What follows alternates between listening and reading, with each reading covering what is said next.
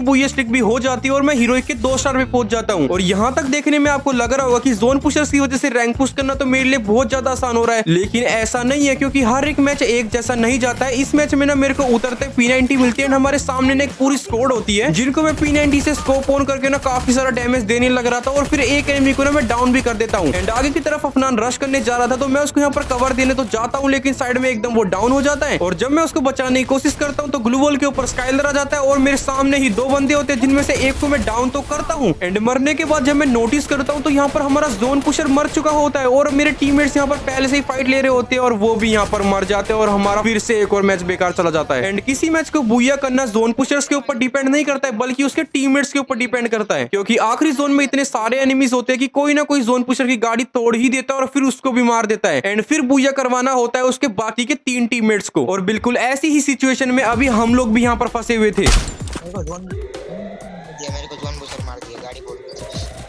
एक बार तो मैं खुद वेंटिंग मशीन पर जाकर जोन पुशर को रिवाइव करके आता हूँ, लेकिन उसके बाद ये वापस से टपक जाता है।